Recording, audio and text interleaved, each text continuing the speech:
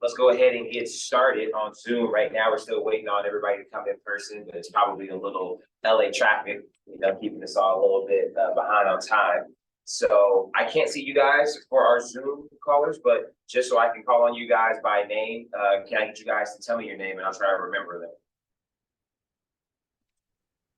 Hi, my name is Monica Saavedra. All right, Monica, nice to meet you. Next. Nice to meet you. Hi, I'm Carmen Olivares. Okay, Carmen, awesome, nice to meet you. And Monique. And Monique, awesome. All right, Carmen, Monica, Monique. All right.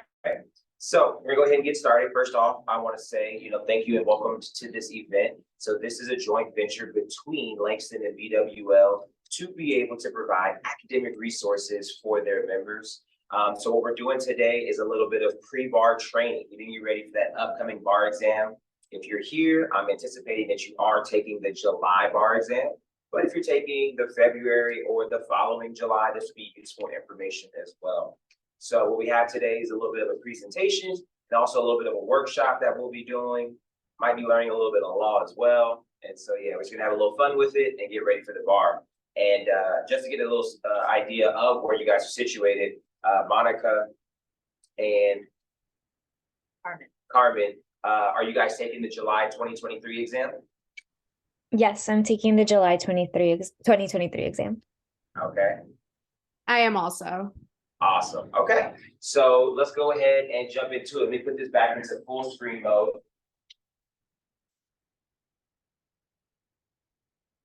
Sound is good on IG Live as well, if you want to say that. Okay. And then, yeah, we have the people zooming in or coming in live from IG. So, yep, welcome to the event as well. And so, yeah, let's go ahead and get started. This is the Road to Esquire series. So first thing we're going to start with is a pre-bar prep checklist. Okay, so just like anything else in life, that pre-training can be as important as the actual training or the execution. You got to get yourself prepared, get your life prepared for success. All right, that's what we see here. Set your life up for success. All right, so this is going to be broken down into various categories. First one is logistics. As you see here, the first one is solidify your study strategy.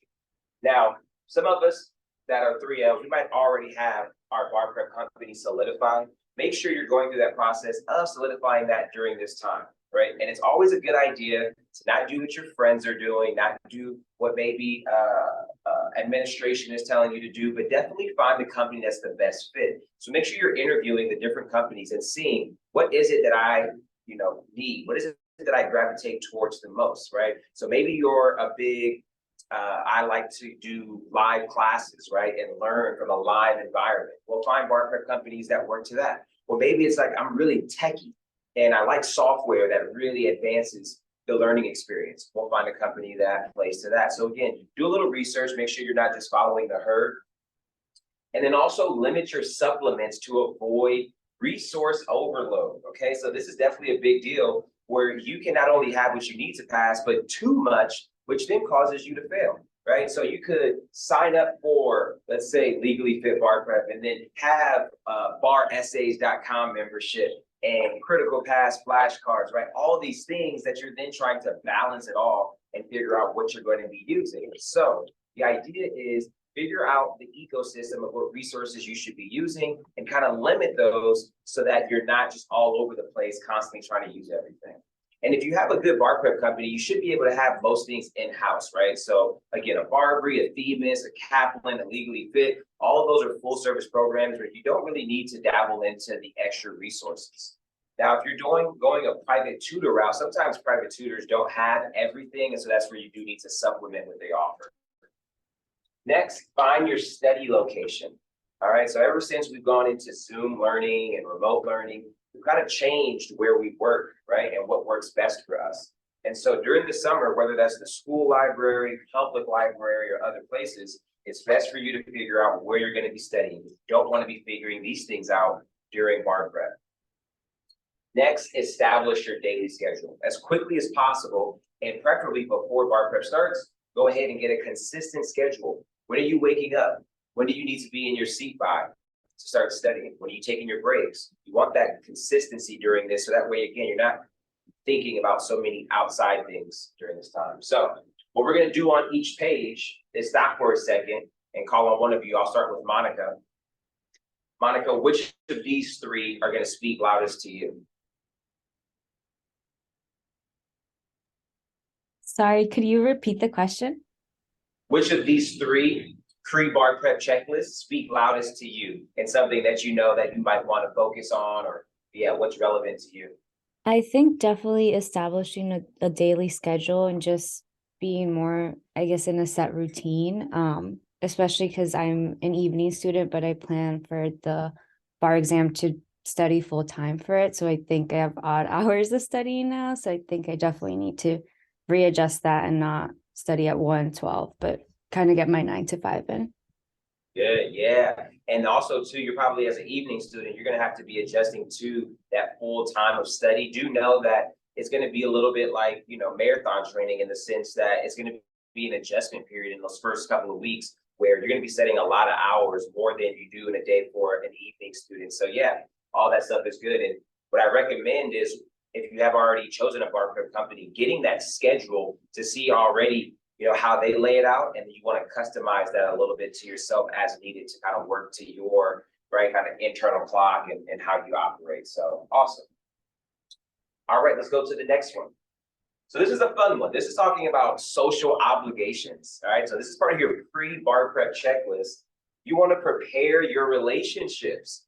The reality is that your availability is going to look a lot different for your friends, your family, etc. A lot like it was in law school, but just imagine during bar prep, it's like 2.5 months of finals, right? Where you're just knee deep the entire time. And so what we've seen in the past is that this can cause stress on relationships, and this can not always be saved, but likely saved if we prepare them and we talk to them beforehand to let them know. So whether it's a boyfriend, girlfriend, spouse, child, parent, etc., let them know what you're getting into. So that way issues can be avoided.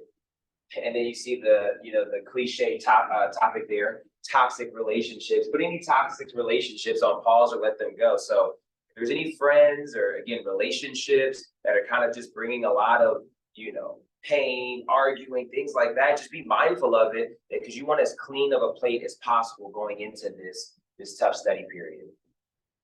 Next, eliminate distractions.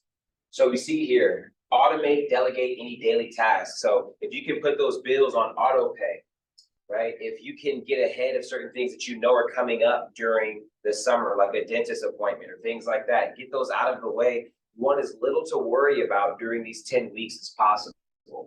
Also plan out attendance of occasions and holidays. All right, so if you know it's your best friend's birthday, you can't make it, let them know now. Or if you do know you have to make it something you can't miss, then make sure early on you're planning around that with your bar prep schedule. And then put social media on a pause, right? Good time to do a little cleanse here. Check this out and get into the bar prep world. And then during breaks, get back to the old school. Pick up the phone, call somebody and chat, but use that to kind of stay in touch with some people during this time frame. But you kind of want, again, as clean of a plate as possible. So try to keep that circle really tight during this time. And so let's go to Carmen on this one. So Carmen, on this page, which of these checklist items speak loudest to you and why? I actually can't read the screen. What are the options? Okay, it was prepare your relationships, eliminate distractions, and put social media on pause.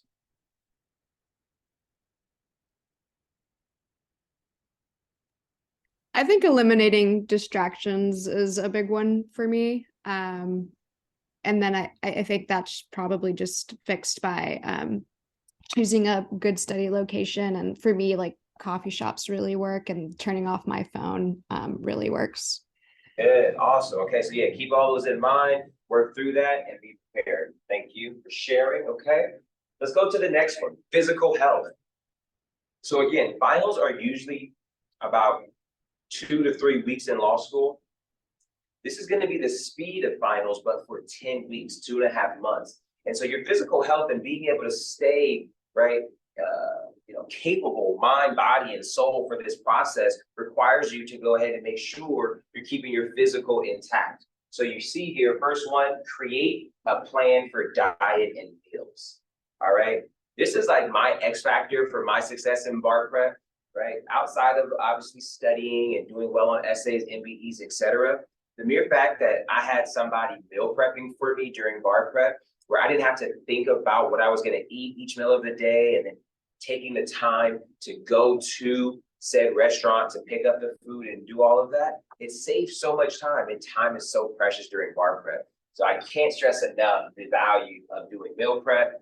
Consider vitamins, supplements, things like that that can increase your performance. And of course, during this time frame, avoid alcohol, and whatever your coffee intake is, try to stay consistent with that. We don't want any kind of like sharp changes in that during bar prep. Establish your sleeping schedule. Let me ask you, Monica, right now, if you don't mind sharing, on average, how many hours of sleep are you getting a night? I feel like I hope to say 8, but probably like 7 to 6 hours. Okay, that's definitely not bad, right? Some of us in law school are operating off of 5 and 4. I know somebody in bar prep when I was taking it that they were getting 4 hours of sleep every night because they were just studying that intensely, and it's not sustainable. So that's good to hear for you that you're already close to that goal and you want to stick to around 8 hours, okay? And what kind of eats at the ability to sleep sometimes is the desire to do more work or the anxiety around the exam. So we have to find the ways to either cope with the anxiety and find ways to like remember that sometimes staying up late to do more work is not as beneficial as going to sleep and starting back the next day with a fresh mind, right? So keep that in mind, but sleep is super important. Again, this is a marathon. All right, and then create a workout plan. So this kind of varies from person to person on whether they've incorporated a workout schedule into law school already. But during bar prep, it is highly recommended because, again, otherwise, for these 2.5 months, you're just going to be sitting in a chair all day studying. And it's good to get the blood moving. It's good for the endorphins. It's good for the mental state and all those things. And for those that really like to go to the gym, definitely don't recommend the 1 to 2 hours that we can spend in there taking our time, really getting our muscles ready for the beach. Here, you just want a little bit of cardio, right? A little bit of push-ups, sit-ups, things just to kind of like give you a little bit of energy and again, keep you fresh. All right, so let's go back to Monica on this one. Out of these 3, which one speaks the loudest to you? I think definitely creating maybe a more consistent like work plan. The last one, just because I definitely go to the gym and stuff now, but it's not maybe as consistent because obviously you worry about studying and getting all your assignments in, so sometimes missing those classes, but I think being more consistent would be helpful. There we go. Okay. And since that was yours, I'll share with you what my workout schedule was during bar prep, and I thought it was really good, was that I incorporated a daily workout into my study schedule in a way that like strategically gave me another boost of energy to keep studying. So I would wake up at 8 o'clock, get to my study location by 9, study from 9 to 12. I would take an hour lunch break. Because my food was meal prepped, all I had to do is stick it in the microwave and eat. So I really got a full 1 hour break. Imagine if you don't have meal prep and you have to think about what you're going to eat, go get it, come back, sit down and eat it. You got to spend your whole hour just trying to get the food. And now you're just kind of rushed. You didn't really truly get a break. So again, that meal prep is a habit. After that 1 hour break, it would be 2 o'clock. I'd study from about 2 to 5, another 3-hour stint. And then Monica, at 5 o'clock is where I would do my nice little 30 to 45-minute workout. So I was kind of hitting that 5 o'clock wall, do that workout, and that gave me another push for like another 2 hours or so. So that is a little bit different. I'm not, in my normal life, I don't usually work out at that time. It's either at the beginning of the day or the end. But think of strategically doing these workouts in the middle of your study to give you, again, that boost. Okay, and so this is the last category of our pre-bar checklist, and this is our mental health section, okay? So we see here, you want to find your self-care regimen. Carmen, do we already know what your self-care regimen is? Do you already know what are the things that kind of refresh you, rejuvenate you? For me, it's definitely just dedicating some time to walk outside. And I signed up for the Rover app to walk dogs, so it kind of forces me to do that. So it's really nice. That's awesome. Yeah, it's nothing better than walking somebody else's dog, get to have a little fun with it, and then return it, and then get back to your life. So that's awesome and good. I'm glad to hear that you've invested some time figuring that out already, because that's what I want you to do, and see how you can incorporate that seamlessly into your bar prep study. But you want something to look forward to, right? And of course, this has to be like the right type of things. But whether that's daily rewards, weekly rewards, monthly rewards, I think you can have all three. But of course, be realistic with what those rewards are, right? You can't say my weekly reward for studying is I go to a concert every Friday, right? It's probably not a good idea, but maybe that's right. Once a month reward during this time. I will also share that during my bar prep study. I did go to a Bruno Mars concert once, right? And it was like strategically planned out. It was on a Saturday. I studied all day from about 9 to 6 or 7 p.m. Went out for a concert, didn't drink or anything. Had a great time, you know, something on the calendar to look forward to. So these are the little types of things that just help you mentally get through this process. Next, establish your support system. So this is again about keeping your circle tight during this time, and really make sure you're leaning into the people into your life, leaning on the people in your life that really do a good job of supporting you and making you feel comforted, right, and empowered, okay? So also consider an accountability partner within your bar prep cohort. So somebody's like a gym buddy that you can make sure you're studying on time and you're getting the assignments done and things like that. And then lastly, get your mind right. All right, first time takers, it's very important that you get excited about bar prep. You know, one of the things that I hate about bar prep is that there's so much nervous energy around taking and studying for this exam. And I understand why, but that's not how we want to go into this. We're all capable of passing this exam, and we're better suited to come into this excited. So I want you to do just that and visualize your success and try to operate in that space. And if you're a repeater, which we don't have today, but if there's any repeaters that end up watching this video, your objective is to process your emotions and get back on that saddle. Don't be haunted by that first or second time. It's time to go ahead and knock this thing out. So you always want to have that positive train of thought going into this. It's already hard enough. We don't want to work against ourselves as well. So we'll go to Carmen on this one. Carmen, can you please tell me how to find your self-care regimen, establish your support system, and get your mind right? Which of those three speak the loudest to you? I think establishing a support system would be the most important for me. I think having an accountability partner would be really helpful. And I'm lucky enough to have some classmates to get me through bar exam studying. There we go. Strength in numbers. I love it. Awesome. Good. Okay. So that concludes our pre-bar prep checklist. So we will email you all. We have a physical copy of the checklist, so you guys can see that and actually check off the boxes, print it out, and like hang it up and make sure you're doing all these things to get ready. So be sure to put your email in the chat if you haven't already. I think we might have captured it, but just to be on the safe side, throw your email in there, and we'll make sure you guys get that checklist. So now we're transitioning out of Legally Fit's pre-bar prep checklist and getting into Legally Fit's bar prep mindset. So we have about a month, give or take, before we're going to start this. And again, you want the proper mindset both before and during to optimize your chances for success. What this is going to lead us to is the 3 pillars of Legally Fit's bar prep that I want to share with you all. It's do the work, do it properly, and be present, right? If you guys can master these 3 things, I can guarantee you will have a successful bar prep. If you do the work, if you do it properly, and you stay present.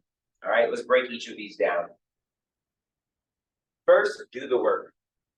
It says here, there's a lot of work to do when preparing for the bar exam. There's no way around it.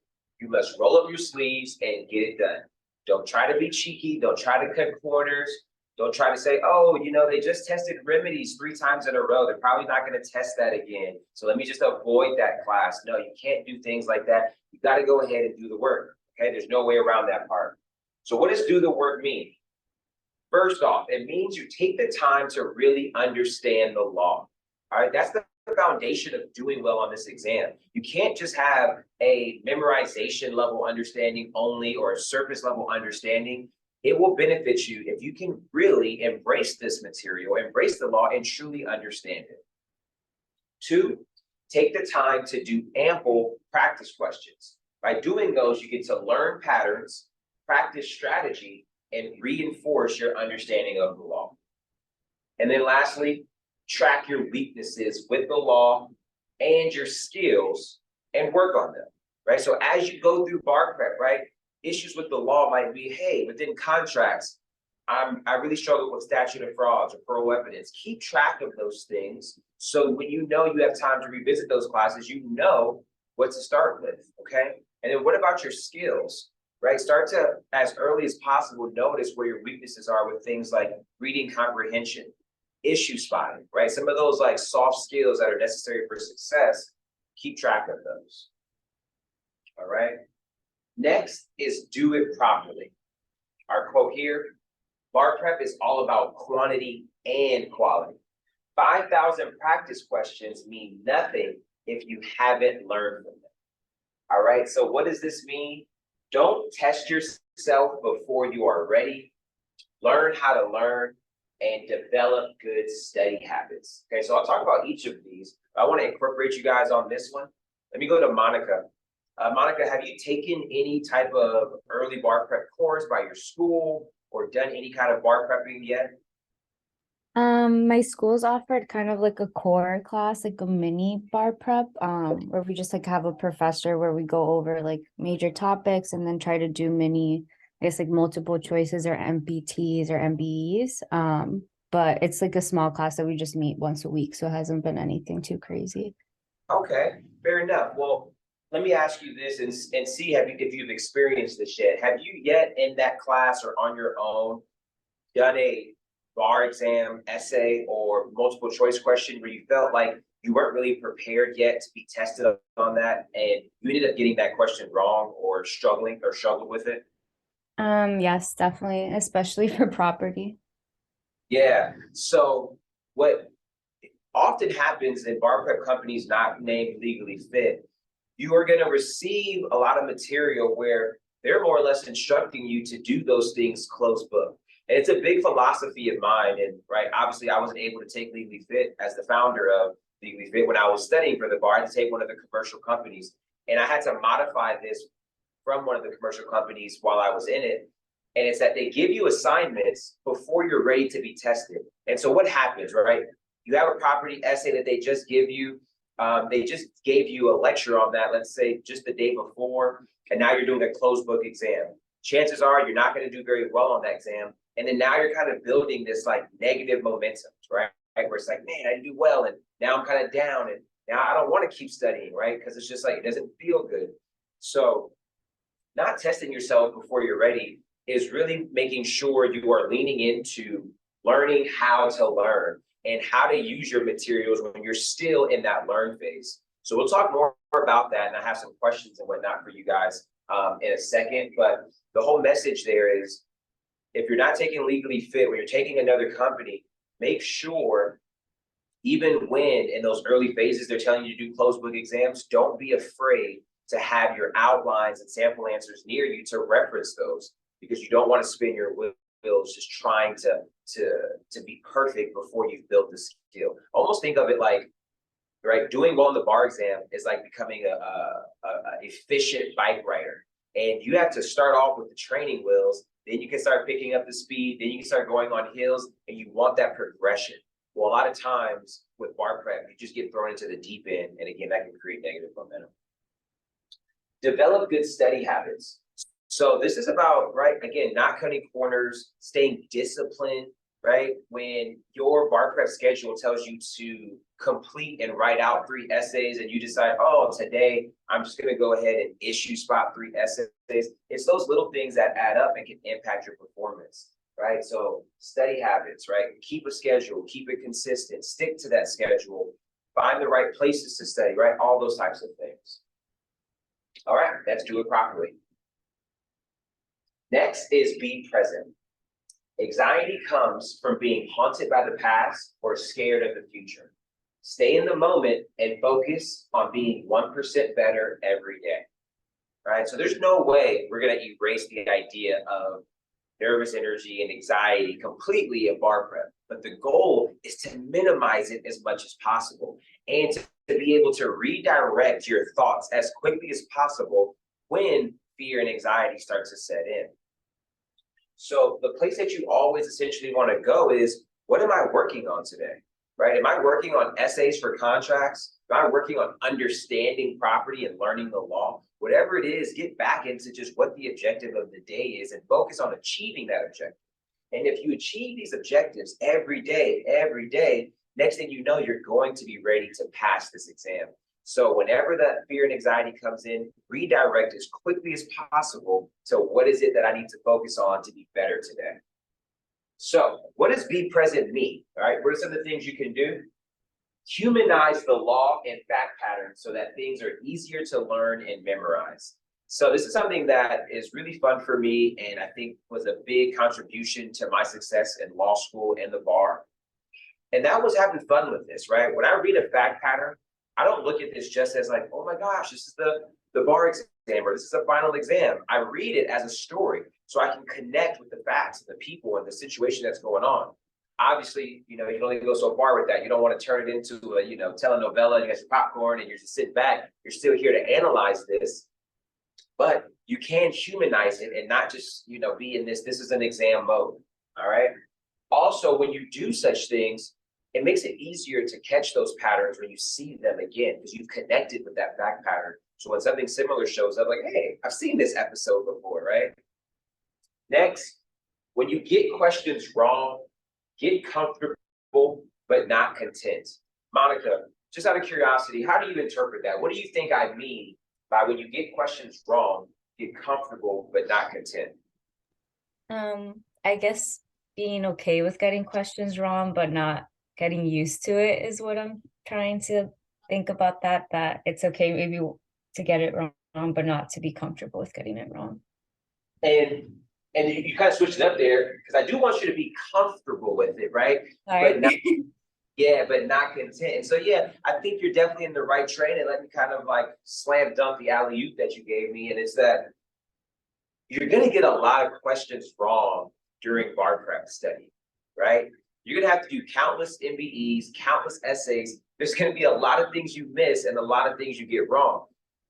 For most of us, we're probably going to get more questions wrong than right during the study process. So all that to say, you got to get comfortable with being wrong, right? And you have to look at being wrong as an opportunity to learn and not be put down by that or feel defeated by that, but feel empowered that now is a learning opportunity. So it's all about that mindset switch, right? It's like the same thing you hear in the entrepreneur world and building businesses. Like, you hear 1,000 no's before you get your yes, right? It's all about that mental fortitude to just kind of keep getting past that and learning from the opportunities and things like that. It's the same thing here, right? And then the other side of that is be comfortable but not content, right? So when you get things wrong, comfortable doesn't mean be okay with continuously getting those things wrong. Like, you definitely want to have that hunger to get better and get things correct. Hey, let's go. So the last one for be present is going to be limit negative thoughts and avoid spiraling.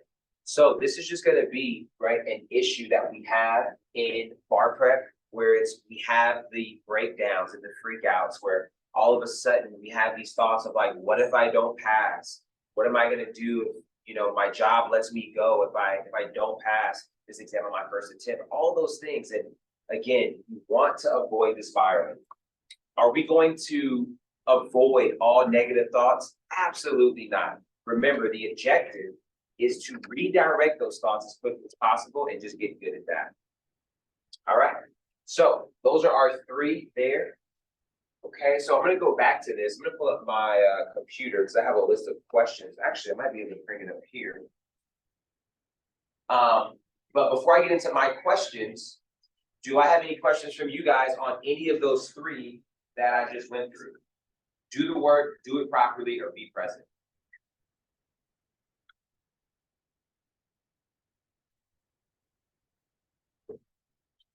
All right, if no questions for me, I have questions for you.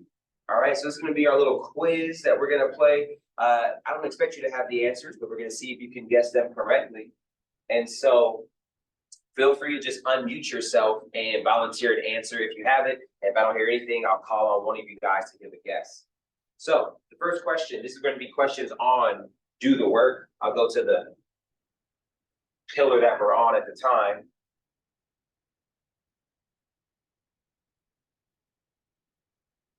There we go. All right, so the first question is, how many vacations is one allowed to take or should take during bar prep? How many vacations is one allowed or should take during bar prep? All right, Carmen, I'm gonna go with you. I feel like you shouldn't take any, but also setting aside some time for, I guess mental health is important too. Good, that's a perfect answer, right? Obviously, we want that self-care regimen, we have the ability to set away some time to recharge. But as far as taking a vacation, right? Going out of the country, going to another state, going on a bachelorette party, things like that, we don't want to be doing during bar prep.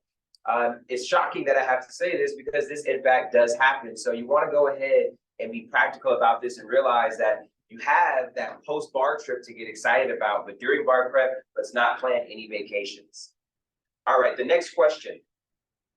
What is the minimum number of MBE questions that one should complete during bar prep? What's the minimum number of MBE questions one should complete during bar prep?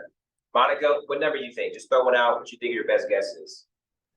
The minimum number, like in total? Yes, for the entire 10 weeks, 2.5 months, total number.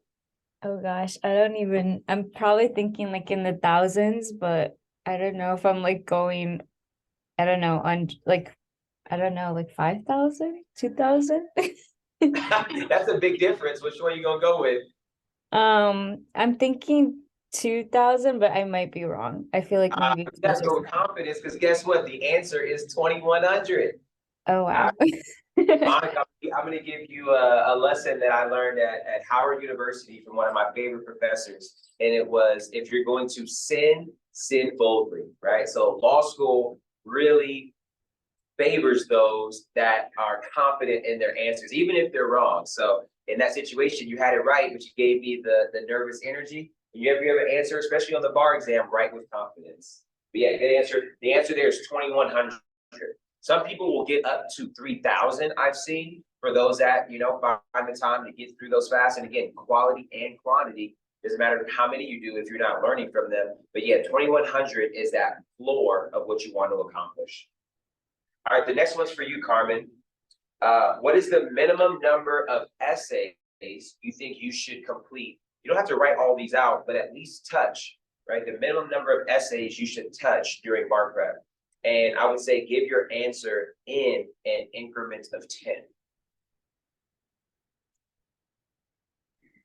Wow, I'm really not sure. I think I'm just gonna throw a random number and go with 200.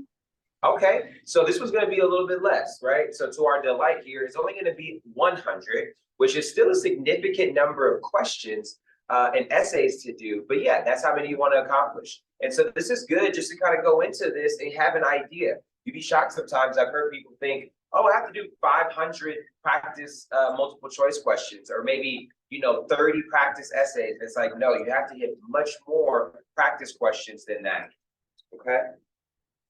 All right, the last question under do the work is, how many hours a day should you be prepared to study Monday through Saturday? Monica, what's your guess? Monday through Saturday, the average number of hours that you should be prepared to study. I'm gonna confidently this time say 40 to 45 hours. And I say a week, and let's go ahead and take that into a day, which is how I broke it down. So I guess probably like 7 to 8 hours a day. Oh, sorry, 8 hours.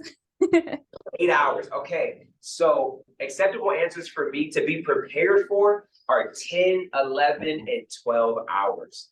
All right. So a lot of days are going to be that long for the full-time studier, right? For those that have children, have jobs, part-time jobs, full-time jobs, right? There's always going to be, for some students, reasons why you can't hit that. But for that average full-time studier, right, you're going to want to try to hit 10 to 12 hours a day. Now, some days it can be less, right? Some days you're at that 12-hour mark. It does vary, right? If it's property, Monica, which you kind of said, property might be a little bit of a harder subject for me. You might spend 12 hours a day during that property segment.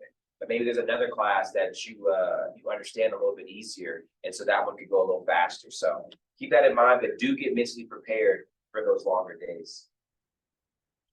All right. Now we're going to go into our questions for Do It Properly. Let's start to fly by these because I want to get to the next segment of our lesson. So we're going to fly through these. The first question is,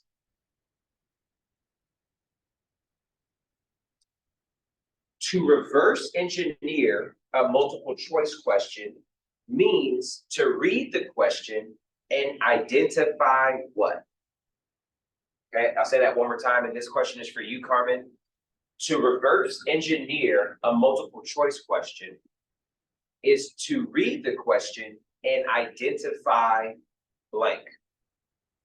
Any guess as to what you think that is? The issue?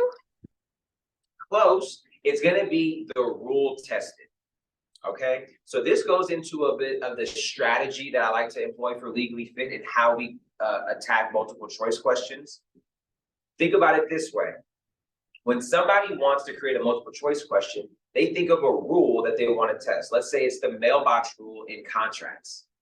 What happens is I say, hey, I want to test the mailbox rule, and I create a fact pattern around that rule to test it. Well, as a student, a way to try to master these multiple choice questions is to reverse engineer that. So you read the question and try to pinpoint the specific rule that they're focused on.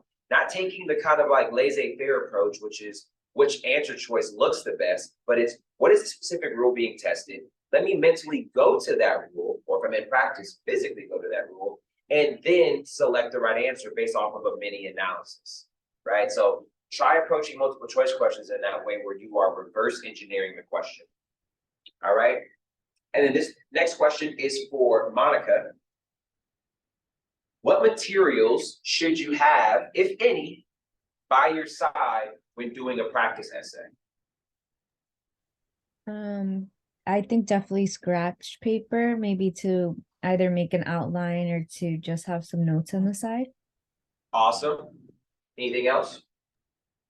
With that, a pencil or a pen. And some other office supplies? Okay, good. So Yeah. This is great for you, Monica. I want you to really listen to this and definitely try to incorporate this into your practice essay attack plan. When you're sitting down with an essay, I want you to have your actual essay, have some scratch paper for that outline. I want you to have your actual outline for the class by your side, and I also want you to have the sample answer by your side. Now, I can't go through the full strategy that I use for my students in Legally Fit's Bar Prep on how to practice essays, but let me give you essentially the theory and the policy behind it. Have you done a practice essay before where you kind of issue spotted it on your own, immediately got to writing, and then later looked at the sample answer and realized like, wow, I either missed some issues or I talked about issues that actually weren't on the sample answer? I think it's definitely happened where I've missed issues just because I didn't have the scrap paper and I didn't do like a mini outline or mini notes on the side. And then I was either going also back and forth, like, wait, what do I have to incorporate here? Exactly, right? So to avoid that and to not waste time, right, you want that sample answer to reference at appropriate times where you're still rolling up your sleeves and attempting this through your own thought product and on your own. But before you go too far to make sure you're not going down the wrong path, you can check these things to make sure you're on the right path, right? So if I outline an essay before I start writing it, I'm going to quickly glance at that sample answer just to make sure I'm hitting all the main issues and the correct issues. So that way I don't spend my time convincing myself of my own creative arguments and BS, right, that I think is what I should be talking about. And then how about having your outline by your side, right? So again, a lot of us will do an essay without our outline because again, we're trying to test ourselves too early. So we're trying to remember our rules for memorization But what happens most of the time? We don't have those rules memorized completely. So then we're analyzing some version of the rule that we remember. And again, that's not ideal practice in this learn phase, that you're analyzing this incomplete rule. So it's actually beneficial and helps you memorize by going and grabbing your rule when doing practice essays, because you're reinforcing that same language over and over again, right? So one more time, Monica, what do we want by our side when we're doing practice essays? We want not only the scratch paper, but also our outline for the specific subject that we're working on. Let's say either it's like property or crim or so on. Yep. And also the sample answer. Oh yes, the sample answer. Thanks. All right. And remember, it's not cheating. Don't be afraid to lean on that outline to grab those rules. Never try to go off of memorization if you're not 100% confident that you remember the rule. Because again, analyzing with the incomplete rule is a waste of time. All right. Those are our do it properly questions. And then last, we have a couple questions for be present. Carmen, first question for you is, the biggest life hack to bar prep is mastering the ability to learn from blank.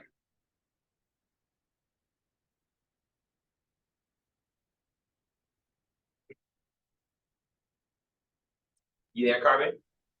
Others, I guess. Learn from others. That's a good guess. I like that. So it's always good to learn from other people and their successes and their mistakes. The answer to this question is that the biggest life hack to bar prep is mastering the ability to learn from your mistakes. My philosophy when it came to bar prep, when it came to MBEs especially, if I get a question wrong, right, shame on you, bar maker, question maker, right? Forgive me that tricky question. But if I get that same question or a similar one wrong again in the future, shame on me for not learning from that. And you see that so often in bar prep that students are either uncomfortable being wrong, that when they get something wrong, they just want to move on from it because they don't like that feeling, as opposed to seeing and dissecting why they got it wrong. And once you do that, once you dive into that and learn from that, that's where you actually improve. So I would never beat myself up at getting something wrong the first time, but I would definitely be upset at myself if I didn't get that right the second time, or I got that wrong again. So keep that in mind. Mastering the ability to learn from your mistakes is the biggest hack you can have for bar prep. Monica, what's something that's in our head, holds you back, and causes us to underperform? What's something that's in our head, holds us back, and causes us to underperform? I think maybe just doubting yourself, or either that or like tiredness of just not getting enough sleep and not being okay. Those are both amazing answers. Acceptable answers that I had were fear, anxiety, negative thoughts. I think doubting yourself and also being tired could also be added to that list. But yeah, I'm going down that train of fear, negative energy, anxiety, negative thoughts, etc. And what helped me, if you guys want to channel this same train of thought, is that, hey, wherever I'm at, come the day of the bar exam is where I'm at. If I'm going to add on nervous energy or fear of not passing, wherever I'm at, it's just going to cause me to underperform under that level. So even if where I'm at is like barely good enough to pass or not good enough, there's no point in being anxious or fearful, because wherever I'm at, it's just going to drop it. So if you kind of can be practical in that way, if your mind works in that way, I think it's a good train of thought to try to like prevent that, where it's like, hey, I just got to shoot my shot. I've studied, right? This is where I'm at, and let me just perform to the best of my ability and see where the cards fall. Okay. All right. And then what's our last question is, this one's for Carmen. What is the average number of days that you have to learn each subject during bar prep? So during bar prep, you have 13 subjects, give or take, depending on how the company breaks it down. What is the average number of days that you have for each subject? I'm gonna guess 5. Very close. The answer is 4. The average number of days that you have for each subject is 4. So imagine classes that for each one of those right, you would learn in about 3 to 4 months of a semester in law school, you are now learning and doing practice questions for 4 days, right, on average. And so this is not intended to scare you or give you anxiety. It's intended to prepare you for the pace of bar prep. And because bar prep is squeezing so much information into a short time period, you have to get comfortable with this fast moving process in a way that you're not resisting it, right? So for example, Carmen, you're gonna hit contracts at some point during bar prep. Let's say it's the first subject you do. By the end of those 4 days, right, when it's time to move on to property, there's gonna be parts of contracts that you're not ready to let go of yet. I don't feel comfortable with that yet. And so if you let that feeling overpower you, well, now you're not being present in property and now learning that. And now, right, you're just playing catch up and feeling behind the entire time. As opposed to you're at contracts, there are a few topics that we didn't feel 100% perfect with. Let me note those down, let it go, and then now show up, right? Bright-eyed and bushy-tailed for property, just ready to be present with that. So you kind of have to have, right, in this funny, ironic way, like a quick memory, right? Of just like, or I guess, what's the phrase I'm looking for? Not a quick memory, a short memory, the opposite. So a short memory of just like, hey, all right, I just learned all that, I stored that away, but let me move on from contracts and let's keep this thing going. So just keep that in mind. That's something that a lot of bar prep students struggle with. It's just like this quick pace. But if you just lean into it and accept it and know that no matter how smart you are, you're gonna feel behind. That's just the nature of the beast.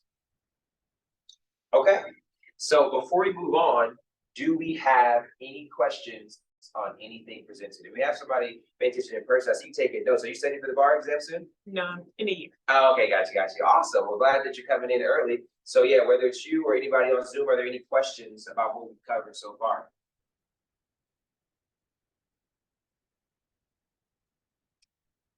All right, so if no questions, we're gonna move to the next section. So what we're gonna do now is do a little workshop. And this workshop is going to, one, teach us some law, right? Get us ahead a little bit in bar prep, but it's also going to help us implement these 3 pillars that we just learned. So let me go ahead and bring this up. There it is.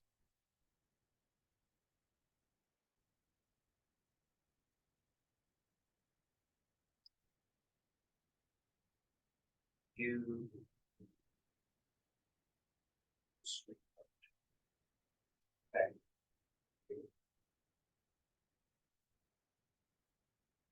Okay. And what was your name? Tiffany, awesome. All right, Tiffany, so I'll start incorporating you into getting called on. So if you're ready, when did you take contracts? Was this year, last year? Oh, a year ago. A year ago?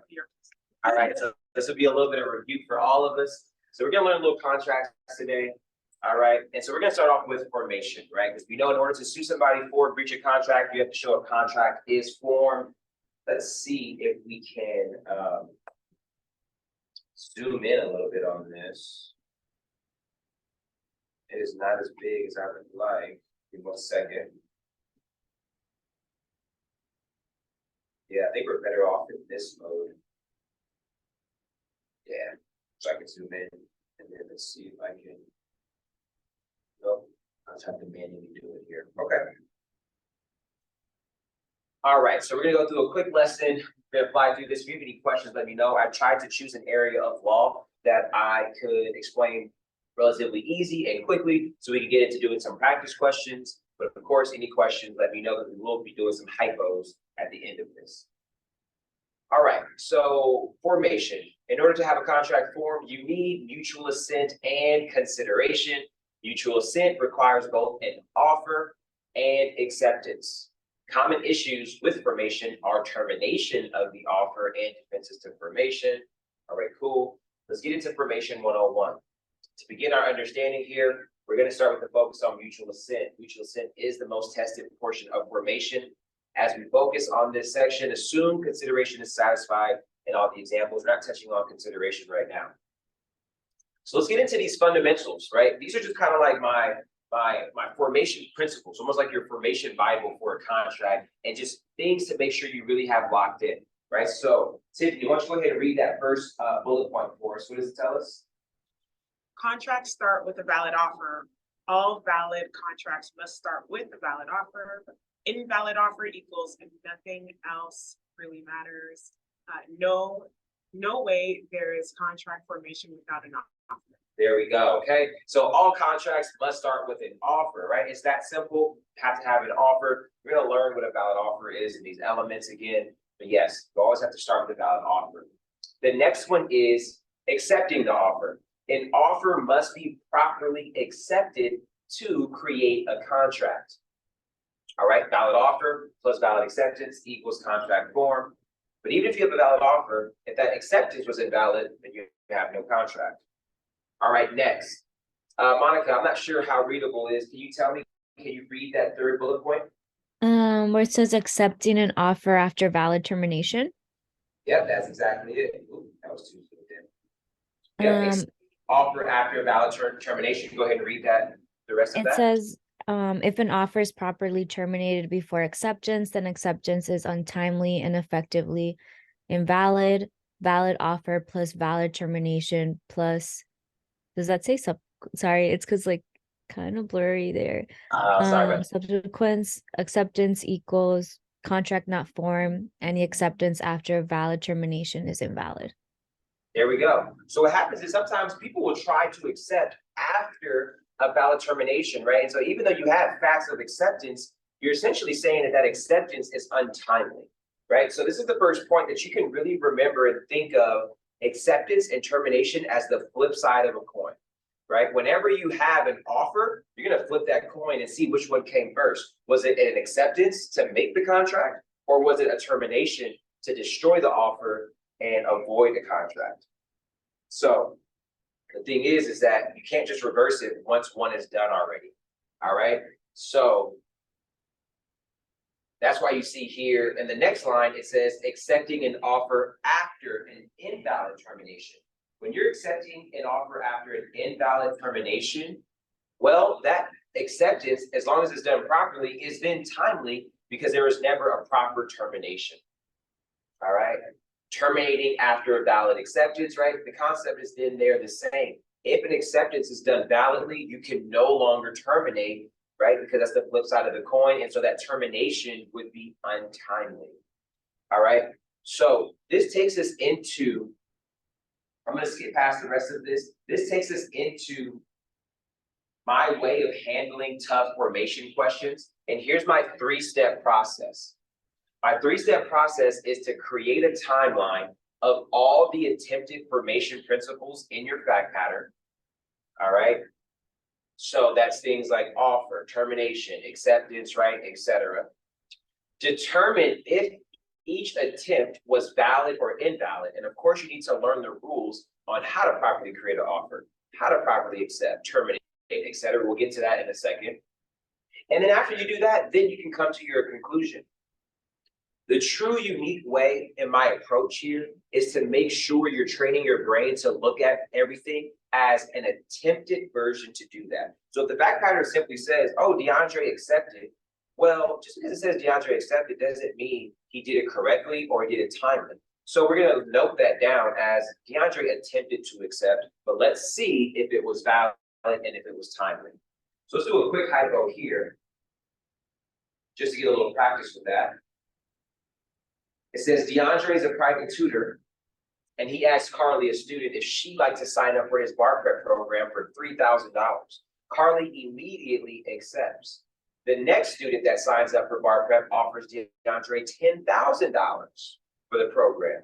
Inspired by this latest agreement, DeAndre goes back to Carly and says that, hey, I revoke that offer that I made for $3,000, and now you must pay $10,000 to join. Is Carly entitled to bar prep for $3,000? Right? In order for her to be entitled to bar prep at that price, she must prove that a valid contract was formed with those terms. Right? So all of this is 100% a formation question. Let's see if we can create that timeline of these attempted principles. So Tiffany, what you're going to do is go in chronological order and look at the attempted formation principles. All right, what's the first kind of like formation principle that we see here as, you know, an attempt by one of the parties, The offer from. right? The offer for, For $3,000 to Carly. there we go. So DeAndre making the offer, what would happen next? Carly immediately accepted, so timeliness, she accepts. Okay, so we'll say, so first there was an attempted offer by DeAndre, then there was an attempted acceptance by Carly. All right, and then what happens next? Another student signs up and offers 10,000 to DeAndre for the farm prep program. And is that gonna be a attempted formation principle between DeAndre and Carly? No, Yeah, that's just gonna be like supporting facts. Okay, so what's the next kind of thing between DeAndre and Carly? DeAndre tries to terminate by saying that it is now $10,000. There we go. So he tries to revoke the offer, so revocation. So there's an attempted termination by DeAndre. So let's go ahead and look at our diagram here now. And look what we have. We have an attempted offer, an attempted acceptance, an attempted termination, and then another offer that DeAndre tried to create for $10,000. So all you have to do is take this story and put it into this timeline, and you have to make sure they're all in the right steps, right? Because here what we have is an offer and then an acceptance, right? There's nothing in the destroying this in the process. We assume there's consideration. So at this point, a contract is formed, right? But let's say before Carly accepted, that termination landed in the middle of this, right? So she didn't immediately accept and then DeAndre revoked. Now all of a sudden that offer is terminated. And even though it said Carly accepts, if it would happen afterwards, it would not be valid because it'd be untimely. All right. So pretty straightforward and simple. And it is methodical, but it ensures you get all the questions right, especially when they become even more complex than this like 4-sentence question. You have a full fact pattern. So that's the process. Think of everything as an attempt, lay it out, and then the answer just kind of reveals itself for you. Any questions on Zoom? Okay. Monica, any questions for you?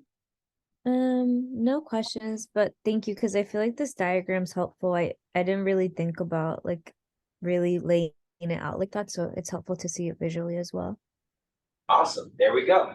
All right, so let's keep on learning a little contracts before we continue with our hypos. So we're going to get into now the elements of an offer. So here are your 3 elements. You have to have a manifestation of intent to enter into an agreement, definite in certain terms, and communicated to an identifiable offeree. So again, we're going to go through this a little bit faster than I would do a lecture normally in Legally Fit. So let's just do a quick little live hypo. If Monica, I said to you, hey, you know what? I'm thinking about ripping this spine projector down from USC Dual School of Law and selling it to you for $50. Let's assume that was legal. We don't want any illegality destroying this offer. But do you think an offer has been created here? Hey, I'm thinking about tearing this down and selling it to you for $50. Is that an offer? I guess I'm trying to think if it's a valid offer. Yeah, and then here are your 3 elements, right? Boom, boom, boom. Manifestation of intent, define insert terms. I think it is just because there is an intent and there is a certain price to it, also a communication. So I think it is a valid offer. Okay, and Tiffany, what do you think? I think it's fine. All right, you guys fell for my first trap. This is not an offer. There was one word that I used there that would destroy the manifestation of intent argument. Can anybody remember what word I used that would destroy manifestation of intent? I said I was Planning to? thinking about tearing this down and selling it to you. So manifestation of intent is that whole concept that I am preparing my offer to you in a way that all you have to do is say yes or accept, and we are ready to go. So by me saying I'm thinking about doing this, that's almost more so an invitation to negotiate, or I'm just kind of checking your temperature on your willingness to contract. But you would argue that that destroys that element. But Monica, everything else you brought up was something that you would do on the California bar exam, because even though one element fails, they still want to see the other elements that are met. So great to still say that in favor of this being an offer, DeAndre did mention what he'd be selling for how much. The price was 50. It would be this screen, etc. So that was good to point out those favorable facts. But ultimately, I think this one element failed is all you would need. So to give you an example before we move on of where this would be valid is, hey, Monica, I want to sell you this screen for $50. Would you like to buy it? That would be an offer. So you'll learn some other traps. And this is why we do practice questions, right? We learn from these opportunities. So again, if I trick you again, then the shame is going to be on you. But for now, it was a tricky question by me. All right, so let's move on to termination of an offer. All right, so Tiffany, help us out. And I see we have some more people on the Zoom now. So I'll call on Mara and Latoya. So you guys get prepared to get factored into being called on. But we'll go back to Tiffany. It's at the bottom of that first paragraph. What are the 4 different ways to terminate an offer? 1, lapse; 2, operation of law; 3, revocation; or 4, rejection. And remind me, a timely termination has to happen before before an acceptance. exactly before the offer is accepted. So it says there it can be an offer can be terminated anytime after the offer is made and up until the offer is accepted. Once there is termination, the other party, the offeree, can no longer accept because that acceptance is terminated. So remember, flip side of the coin. Once something is terminated, you can't accept. Once something is accepted, you can no longer terminate. All right, so you have your 4 here. Running through lapse. Lapse is essentially an expiration date, right? If I offer to sell Monica this whiteboard for $50 or this screen for $50 and she doesn't say anything, and then she comes to me 5 years later and says, hey, D, I accept the offer. I'm saying, hey, that offer terminated by lapse. Okay, that's one example of that. Next is operation of law. As you see here, an offer can be terminated by death, subject matter is destroyed, or illegality. That's why I said that let's assume what I was doing was legal, because illegality can terminate an offer automatically. All right. We're going to focus our attention on revocation now. And this is as you see, a chili pepper. In all our legally fit materials, one of the big things about bar prep is that there's so much law. You want to try to prioritize what topics you focus on so you know what's most tested. And so we make that easier for you by putting chili peppers next to the hot stuff or the heavily tested topics. And so revocation is a type of termination. All right. It's the offeror taking back the offer, revoking the offer. An offer may be revoked by the offeror until the offeree has accepted. So this is all basic termination stuff. Let's look at this part right here. There are 2 main questions to ask for revocation. Was it properly revoked? And was the offer revocable? All right, Tiffany, let me ask you. If there's an offer made and the offer was properly revoked and the offer was irrevocable, was the offer terminated? No. No, because even if it was properly done, if it was irrevocable, it doesn't matter if you properly did it because the offer was irrevocable. Good. So in order to properly revoke, that means then, Tiffany, you must do what 2 things? Properly revoke and make sure that it is revocable. There you go. All right. So you always want to think of those 2 things with revocation. For how to revoke, there's direct revocation and there's indirect revocation. Direct revocation is the offeror expressly communicating that to the offeree. Indirect is all about the offeree receiving accurate information from a reliable source, someone other than the offeror, that the offer no longer stands, right? So you're kind of getting it through the rumor mill, through seeing something, but again, it has to be a reliable source. All right. Then you get to the irrevocable offer. So the ways to determine whether an offer is irrevocable. All right, so this will let's go back to.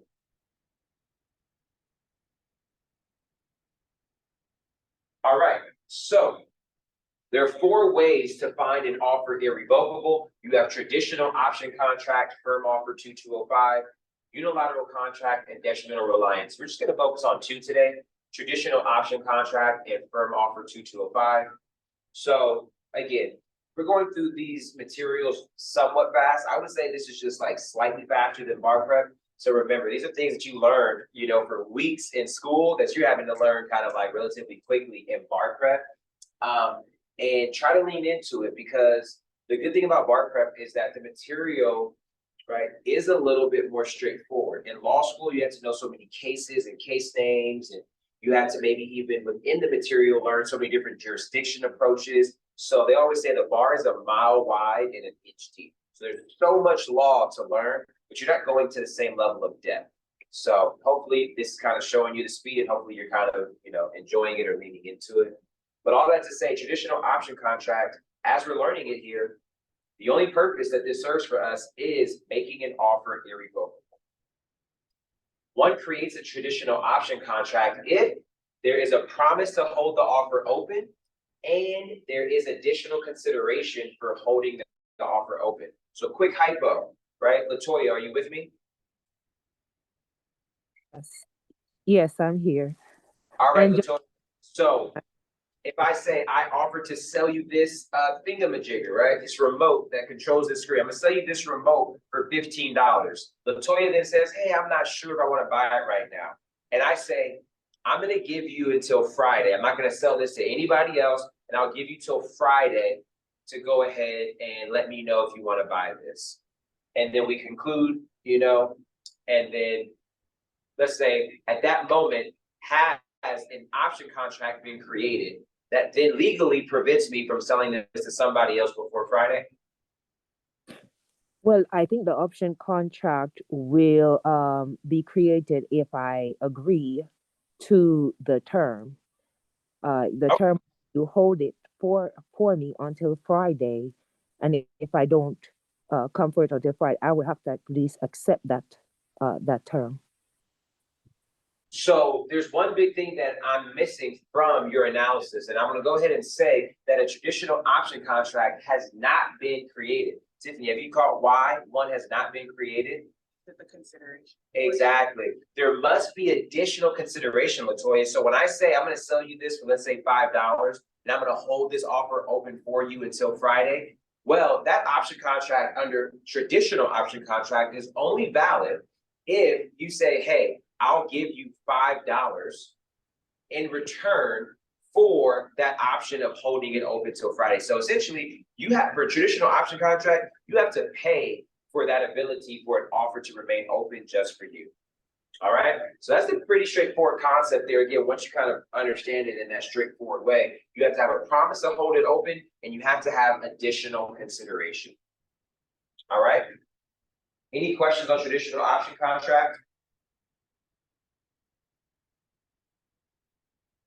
All right, and then the last irrevocable offer section we're going to learn is firm offer.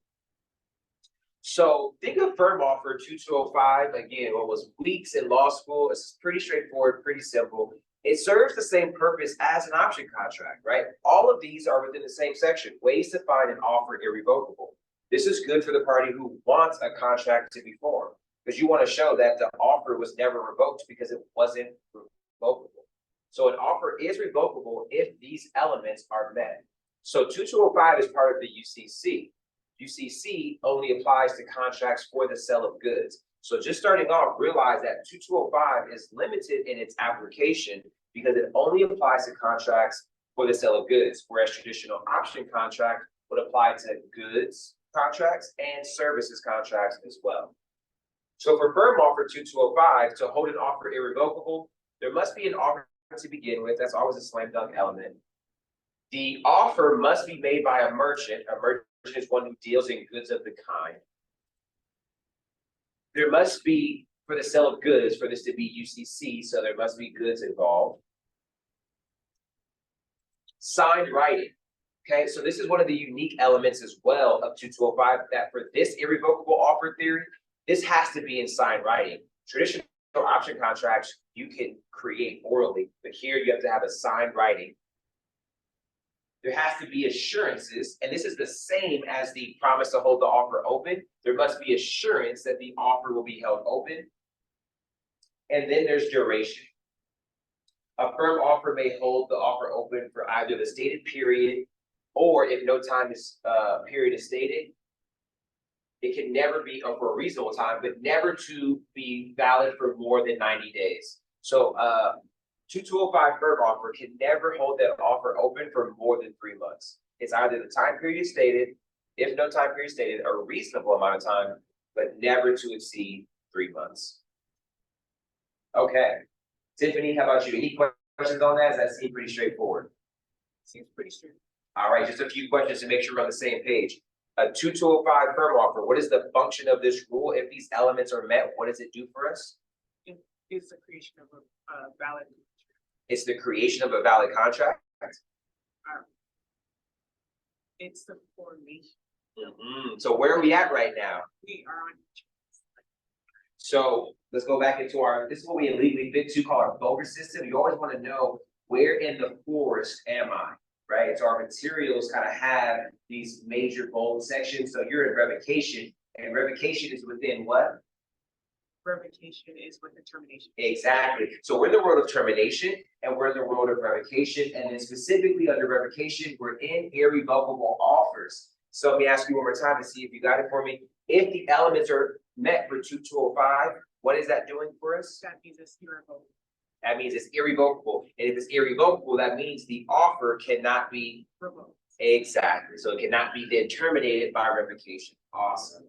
Good. So the elements are pretty straightforward. Again, you always want to know what your rule is doing for you. And Tiffany just laid that out for us. So I think we're ready to move on. Monica, any questions for you before we move on? No questions yet. Thank you. All right. The next one is rejection. This is our fourth termination topic. By the way, Monica, what does rejection, revocation, lapse in operation of law all have in common?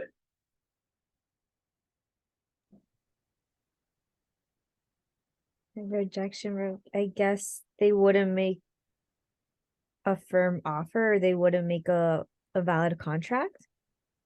Nope. No. One more time. So think about it. What is rejection, revocation? Oh, what was that last part you said? They wouldn't make a valid contract. I want to tidy up the language there. It's just a reminder, what do all four of these have in common? These are all four ways to do what? Terminate the offer. So again, all I'm doing is reinforcing this because that's the same quickness and confidence that we have to have with the law. You have to remember that when you're then going through a back pattern, if the objective of one of the parties is to terminate the offer, you remember, I got 4 bullets in that gun to terminate an offer, right? There's 4 different ways to get this done. It doesn't matter which one I use, because they all achieve the same purpose. So it's just staying connected and confident with the use of all these rules. So this is our last termination topic. This is rejection. Rejection is by the offeree. So if that said to Tiffany, hey, Tiffany, I'm going to sell you my Stanley water cup for $50, and then Tiffany immediately says, no, right? Because of the X on me, I'm not buying it, right? Then therefore, she has now rejected it, okay? That means the offer is terminated, no contract. That was express rejection. There's also counter offer as rejection. So I say, I'm going to sell this to you for $50, and then you say, I'll take it for $25. So when she says, I'll take it for $25 instead, what she has done is rejected the original offer and created a new, exactly that. Now I have the power to accept her now. So the roles reverse. She becomes the offeror, and now I'm the offeree. All right, easy peasy stuff. Next is acceptance. For today, we're not going to focus on any tough acceptance situations. Acceptance must be unequivocal. Under the common law, you have the mirror image rule. You have to accept before termination. We're not going to focus on acceptance today. All right.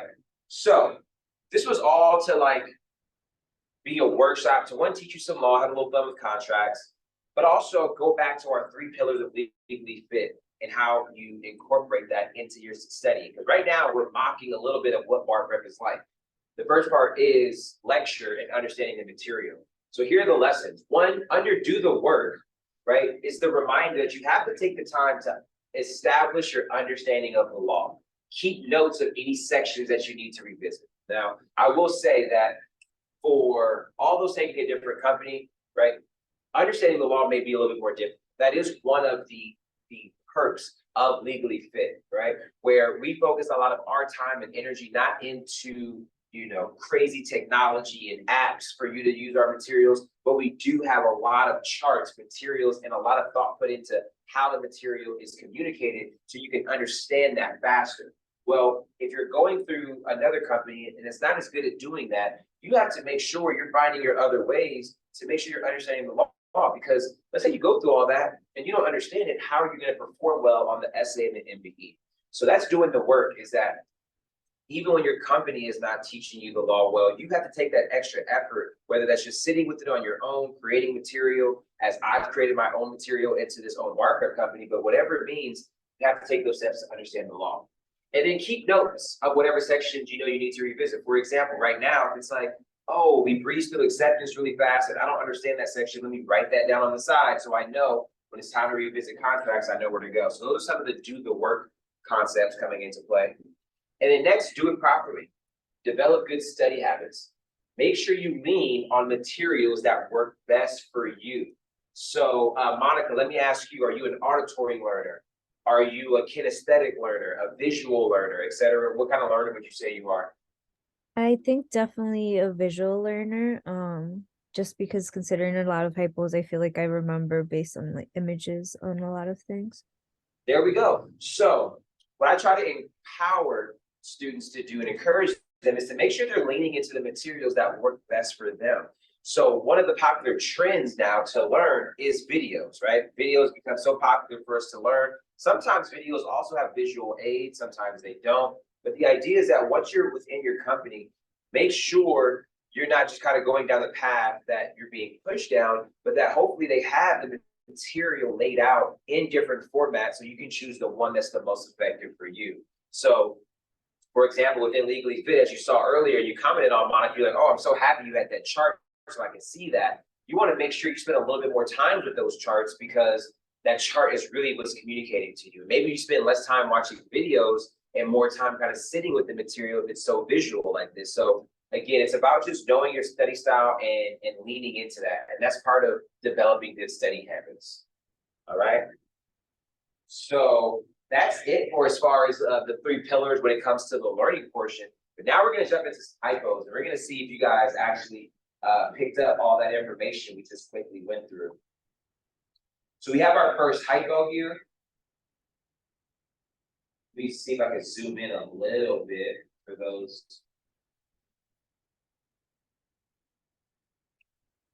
Zoom. Gotta go a little bit less. Let's see if we can go 175. There we go. Can you read that, Monica? Yeah, it says Joe offers to sell Elizabeth his car. Elizabeth tells Joe she's not sure if she could pull the money together to buy it. Joe tells Elizabeth, I will hold the offer open for you until Friday. On Thursday, Joe sells it to Aaron. On Friday, Elizabeth calls Joe and promptly accepts. Is Elizabeth entitled to damages? And that's what I just gave you is the rules that we just covered. So in person, we have a handout so you can pretty much see everything that we just had. But hopefully, Monica, you took a little note, took some notes on the rules that we covered. And basically, what I want you to do now is go ahead and answer this hypo. Right? I'm gonna give everybody 2 minutes, and I want the answer to this question on whether Elizabeth is entitled to damages. So it's 7:57. We'll go 2 minutes. Go ahead and answer this question.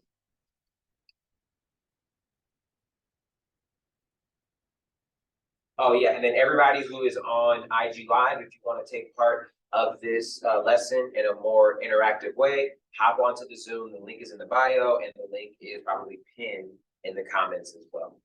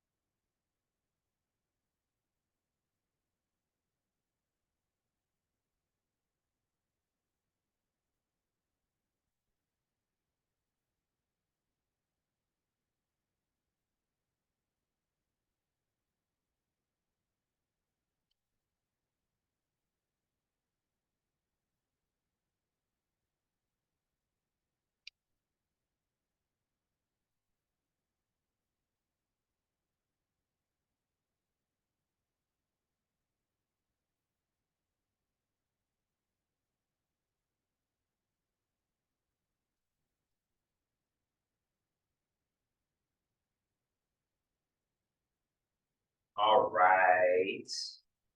Let's see if we can go ahead and answer this. So, I see Tiffany, you're still working a little bit, but do you have a gut feeling on the answer to this question? Yes. What you think? Is Elizabeth entitled to damages? Yes or no? No, she's not. All right, you have no, she is not.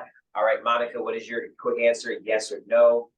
No, she's not All right. entitled to damages. No, entitled to damages. And then Latoya, what about you?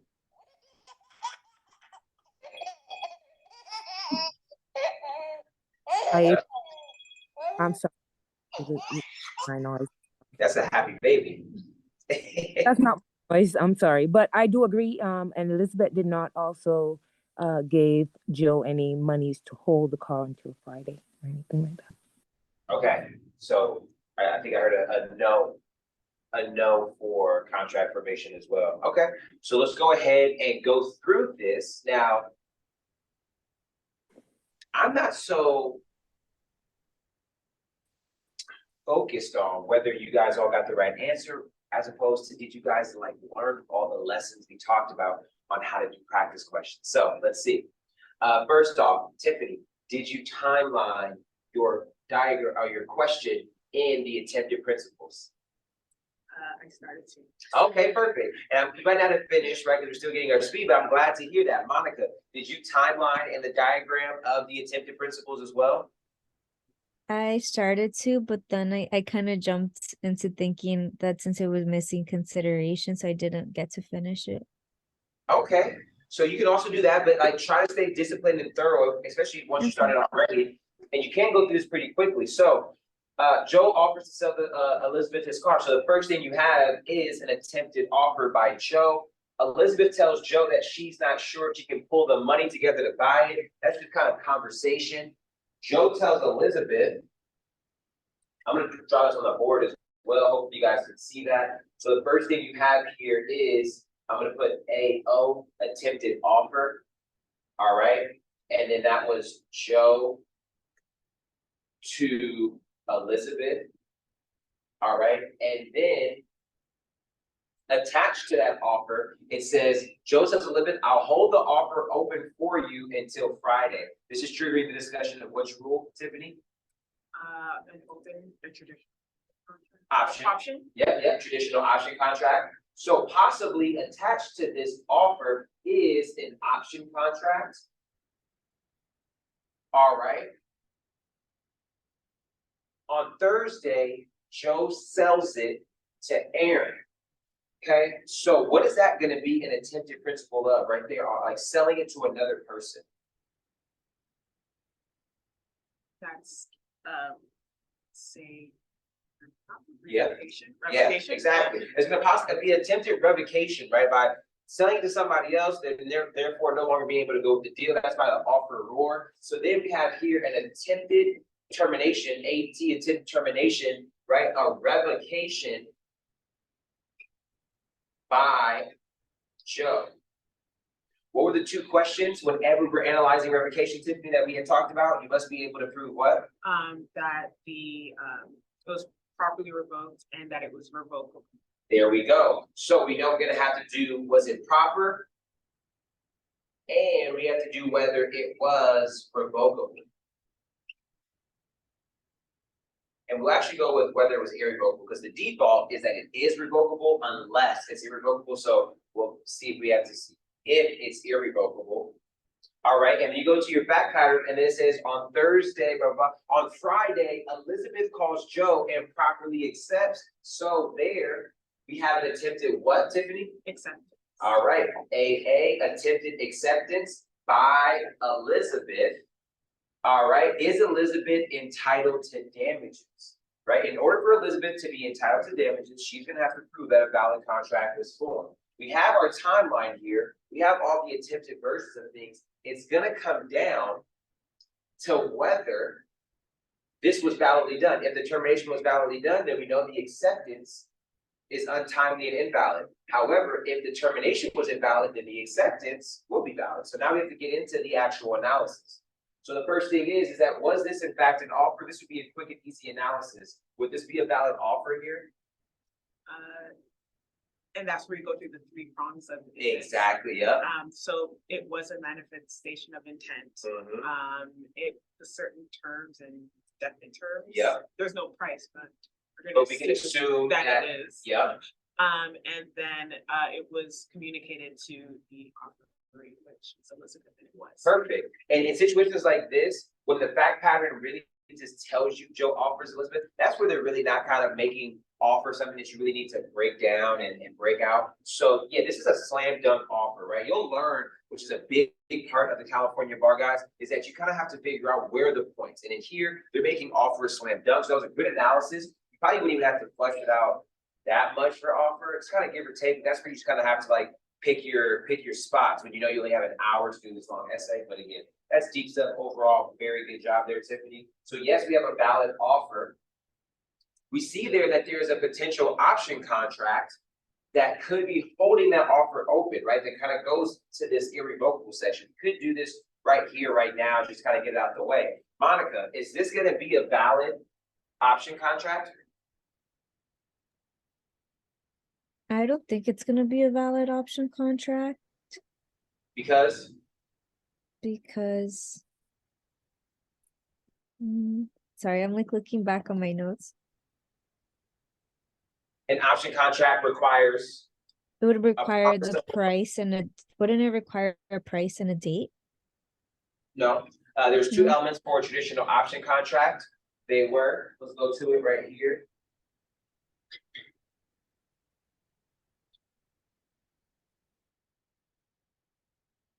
What are the two elements, Monica? Oh, a promise to hold the offer open and the offer receives additional, what does it say there? KSN for holding the offer open? Consideration, Oh, exactly. consideration. Okay. So here, which element was met?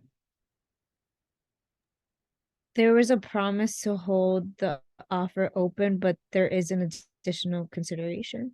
So there is no option contract, right? If there's no option contract, what does that mean for us, Monica?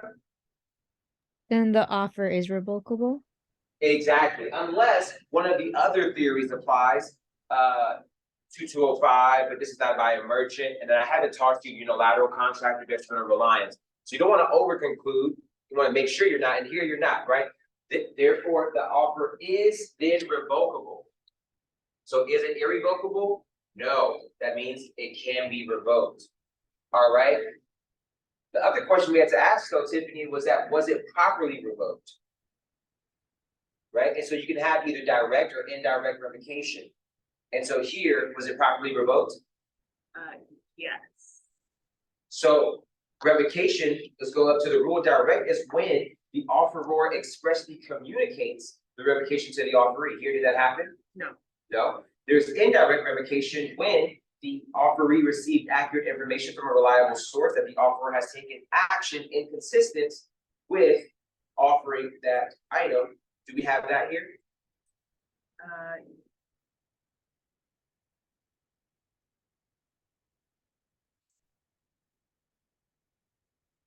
Yes, go back to I don't know if Elizabeth knows that Joe sold. you know it. Tell me what you see. Based off of these facts. It wasn't properly revoked because Joe never told Elizabeth, I sold it to Aaron. And there's nothing to ever show that Elizabeth received reliable information on this. So you know, right? You felt it like something's off here. Hold up. And there it is. So this was not properly revoked. So even though it was revocable, this was not properly revoked. So ultimately, this attempted termination is going to be deemed invalid. So then what does that mean? When you get to then this acceptance, then that means that she properly accepted. because now this is timing. And since you have then an offer and an acceptance, that means, No contract is full. and by not performing, Joe breached that contract, and therefore Elizabeth is entitled to damages. There we go. So, Monica, we got that wrong as well. You also said that no damages for Elizabeth, but now the answer is yes. Can you pinpoint for me exactly where you went wrong so that you don't make this mistake again in the future? I think, I don't know where exactly maybe to point pin, but I just maybe jumped to the conclusion that it wasn't an option contract. Um, and that she just wasn't gonna be entitled to anything at all. Okay, so it's like I jumped the gun, and so you don't want to just be generic and say you jumped the gun. You also want to be specific about what you didn't consider, so that you know to like have a red flag to consider that in these situations. So what was it that you skipped over?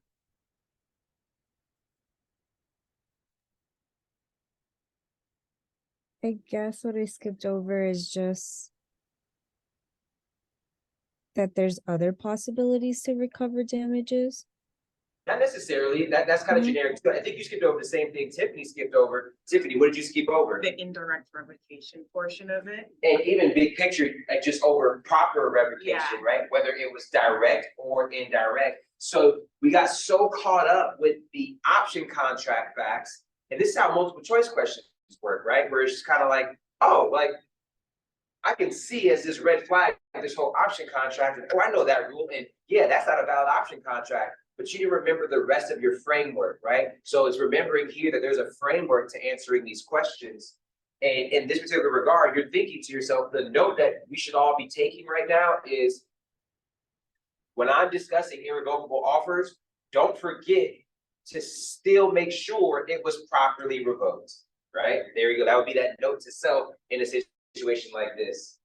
All right, so I'm gonna go down to the lessons here that you want to learn after doing a hypo, right? Some of them I've already kind of touched on, but under do the work, this is why you must do ample practice questions so that you can learn how to apply the law to the facts and that you can learn the popular testing patterns, right? Doing the work also means, right?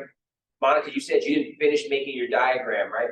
The reason why you want to finish making this diagram is so you can really see this thoroughly out in this practice phase so that you can better understand the situation. And so you can say here, oh, okay, so chronologically there was an offer, a termination attempted, and then attempted acceptance, and that middle part was wrong.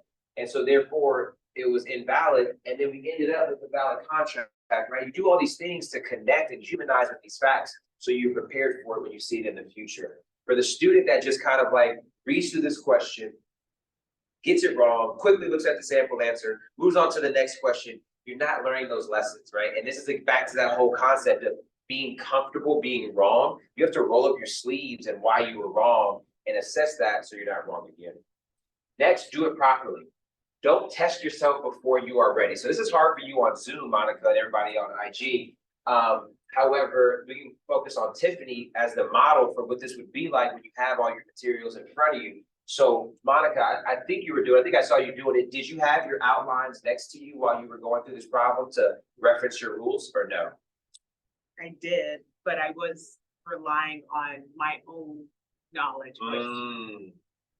Exactly. Tisk. So she said it right now, she's admitting it. And this is the type of discipline that I'm referring to, right, in developing good study habits. And so what's the natural reason why we try to avoid looking at our outline to help us with answering a question? Why do we kind of like prevent ourselves from doing that? I think for me, I feel like it's like cheating. Yes. Like I try to test, I want to test my own knowledge. Exactly. We can't resist the urge of testing ourselves, right? That was the whole slide. I'm not sure if you, I think you caught that. And it says, don't test yourself before you're ready and learn how to learn. And so this is a perfect example of that, Tiffany, where we have yet to master this. We don't need to be in test ourselves phase yet. And just think about it this way. Are there going to be the times where you test yourselves early and you get it right and you perform well? Yeah. And are there going to be more times where you test yourself early and are right, or more times you test yourselves early and we're going to be wrong? Probably wrong. Probably wrong, right? So that's the mindset you want to play, is the numbers game, and you can actually avoid being wrong and build just like good habits and good understanding of the law by starting with these habits of using this information. And that way you're not like spending more time here, like in a way, let's say we had to do now, of like figuring out like, where did I go wrong, right? You could just do it right and then remember those steps, and then now you're in the clear. So can't stress the importance, guys, of reversing that psychological default feeling that looking at your rules is cheating, right? The thing is that looking at your rules is only helping you with the memorization, but the true difficulty is in applying the rules to the facts. So there are times when even when having the rules, we can't properly apply the facts to the rules. So that's why this way can actually isolate where your skill strengths lie, right? Because if your only problem is memorization, then that's fine. But if you realize that even with my outline, I still can't get this right, then we know my understanding of the law is not strong here, okay? So great lesson, great lesson, great lesson. Next, be present. Did you create a story of this hypo? Did you generalize it so you can see the pattern when it's applied to a different story? So when it's not about Joe selling a car to Elizabeth, can you see this same type of situation when it's DeAndre selling a water bottle to Tiffany, right? You want to do that type of stuff when you do these fact patterns, because that's how you build and get prepared for similar style questions. All right, so who got this question wrong? Why did you get this question wrong? Was it a law issue or a skill issue like reading comprehension? I don't think we had really any skill issues here. It seemed more so like it was a law issue that we moved too fast and we forgot part of our analysis to do proper revocation. So every time you get something wrong, again, why did I get this wrong? Was it a law issue or a skill issue, right? Did you sit with that question long enough to feel like you are prepared for this type of question the next time you see it? And then last, did you limit negative thoughts, right? Did you get this question wrong and beat yourself up? Did you start to have a little self-doubt? Oh my God, I'm not gonna pass the bar exam. Oh my God, contracts is gonna be the reason why. No, you can't do any of that. You have to just sit. Why did I get this wrong? Oh, it's because of my verification. I'm not gonna get that wrong again. Let's do the next hypo and let's try again, right? You have to have that constant, just get up, you know, fall down 7 times, get up 8 times, right? You gotta just keep on going, okay? Mindset, bar prep is a fresh opportunity with all of these classes, right, to thrive in them. Try to make sure you are not coming into bar prep with any preconceived notions like, oh my God, in law school, I hated property, right? You want to have a fresh start with all these classes because you don't want your to be conditioned to just tense up to certain rules and topics. You want to come in, fresh start, positive mindset. Okay, so that more or less concludes the lesson. So again, just kind of wrap up what we talked about. This was all about the 3 pillars of, let me go back to the pitch deck. This was all about the 3 pillars of the bar prep mindset. So as you're getting ready for the bar prep, ready for bar prep, you want to make sure that you are doing the work, doing it properly and being present. And hopefully you can see from today of giving you a little mini version of what bar prep is like, learning the law and doing practice questions. That's the bulk of what you'll be doing. That's some of the ways to be implementing these 3 principles throughout your bar prep experience. Before we get out of here, for some of you guys that are interested in Legally Fit Bar Prep, we brought in some of our information.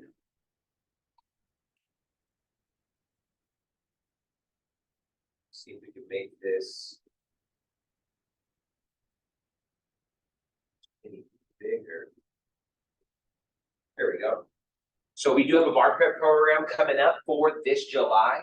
So if anybody's familiar with already doing their research on some of the big box companies like Barbie, Themis, Kaplan, etc., that's going to be our version of that is going to be Legally Fit Bar Prep, and obviously it's going to be an elevated experience with our amazing materials that break down the law. Right? If you liked, what you learned today as far as how we broke down contracts, just that small section, just imagine how quickly you're going to be able to learn things like present states and future interests, and right, con law, right, all those tough subjects. We have a true knack for optimizing your study experience by really giving you what you need to know, nothing more, nothing less, in a clean, efficient way.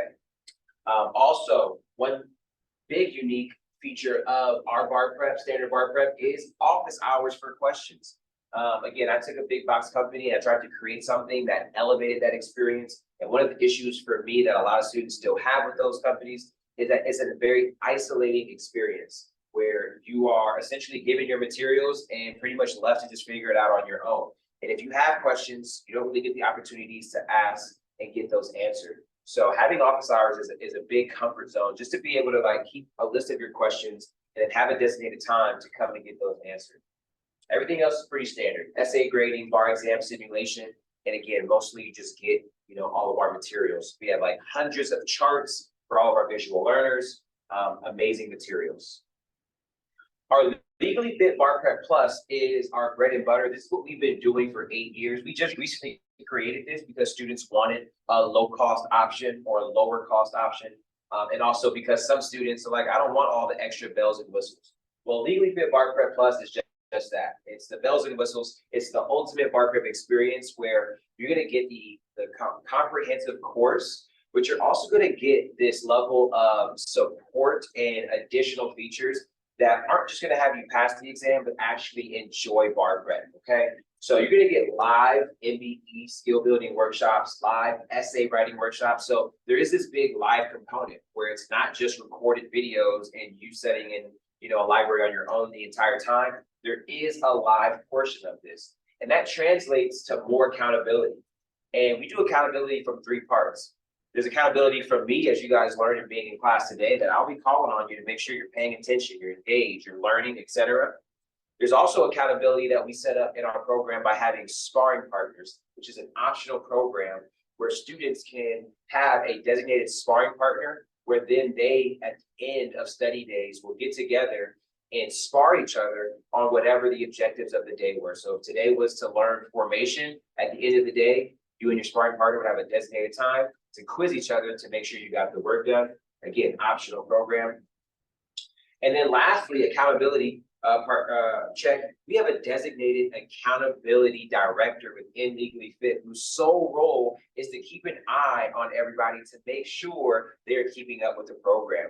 We call him the bus driver, right? The idea is to make sure we start bar prep with everybody on the bus and nobody gets off and nobody falls off. And we get everybody to the finish line. And so we have that person, and he has sessions as well. Again, those are optional. We try not to force any of this support down your throat, but it's always there whenever you need it. And so he has sessions once a week and it's there just for the mental side of things as well, the mental health check-ins and things like that. We also have access to recent bar passers for mentoring and support. So one of the things we do within this is there's also just like the day-to-day and the psychological aspect of that. And so what we've created is a community here of bar takers and bar passers to support each other. And so you'll have access to somebody who just passed the bar. So if you need somebody to talk to who just went through this and knows the struggle of this, and they can talk you through it and say everything is going to be all right, right? You're going to get that additional support. And then we have additional extras and surprises in that program as well. I wish I could tell you, but it wouldn't be a surprise if I did. But all I can tell you is that there's a lot of love and attention that goes into this program. And again, it's to not make sure that you pass only, but that you also enjoy this program. So we have a special discount as part of the BWL Langston event. So as you see the slash prices, it's $500 off to all attendees of this event. So if you're interested, those are the prices. And if you've happened to already sign up for another company and you're interested in switching, we give you a essentially no questions asked $1,000 rebate to cover any non-refundable deposit. All you have to do is show us that you did in fact pay for another company and that you want to switch over. So yeah, that's the detail on our bar prep program. Any questions on that before we conclude for the day? You good, Tiffany? Awesome. Monica, how about you? No, thank you, but all information was really helpful. You're so welcome.